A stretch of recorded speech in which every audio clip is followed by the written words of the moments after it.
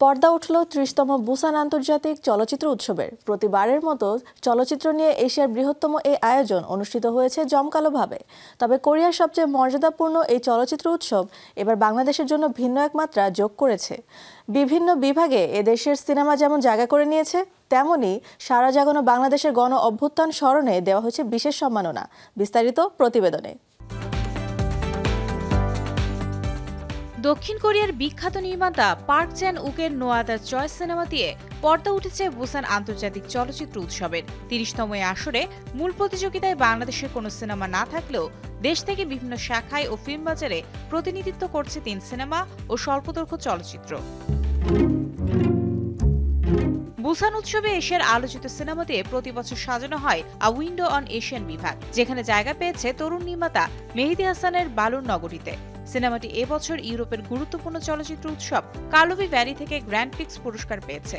আয়োজনে রয়েছে আরেক পরিচালক আবু সাইদ ইমনের স্বল্পদৈর্ঘ্য সিনেমাও। ২০১২ সালে তার প্রথম সিনেমা দ্য কন্টেইনার বুসানে এশিয়ান প্রতিযোগিতা বিভাগে জায়গা করে নেয়। ১৩ বছর আগে সেই স্বল্পদৈর্ঘ্য দিয়েই আবার বুসান যাচ্ছেন এই নির্মাতা। এই উৎসবে এশিয়ান প্রজেক্ট মার্কেট চলবে ২০ থেকে ২৩ সেপ্টেম্বর পর্যন্ত, যেখানে ৩০ প্রজেক্টের মধ্যে জায়গা পেয়েছে বাংলাদেশের ২টি সিনেমা চিত্রনাট্য। ২ বছর আগে বুসানে অফিসিয়াল শাখায় প্রতিযোগিতা করে বিপ্লব সরকারের আগন্তুক। এবার তিনি বুসান প্রজেক্ট মার্কেটে যাচ্ছেন দ্য ম্যাজিক্যাল মেন নিয়ে। মির্জা শবনম ফেরদৌসী পরিচালিত সিনেমা সাইলেন্স অব দ্য লুমসো প্রজেক্ট মার্কেটে জায়গা পেয়েছে। এছাড়া বুসান উৎসবে প্রথমবারের মতো সংস্কৃতি মন্ত্রণালয়ের পৃষ্ঠপোষকতায় প্রবর্তন করা হয়েছে জুলাই মেমোরিয়াল প্রাইজ। ৩০তম আসরে ভিশন প্রোগ্রামের অংশ হিসেবে পুরস্কারটি দেয়া হবে। অন্যদিকে এশিয়ান কন্টেন্টস অ্যান্ড ফিল্ম মার্কেটে প্রথমবারের মতো অংশ নেবে ভারত। জোর দেয়া হবে দুই দেশের সাংস্কৃতিক কূটনীতিতে।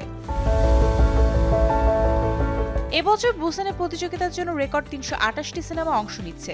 ১০ দিন ব্যাপী এই আয়োজনে মার্কো বেলুচিও, গিয়ের্মো দেল তোরো, জাফর পানাইয়ের মতো কিংবদন্তি নির্মাতাদের সাথে দেখা মিলবে মিলা জোভোভিক ও গিউলুন মেয়ের মতো জনপ্রিয় তারকাদের। ২৬ সেপ্টেম্বর সমাপনী দিনে জানা যাবে কোন সিনেমা পাবে সেরার পুরস্কার। Mario Sen, showbiz tonight.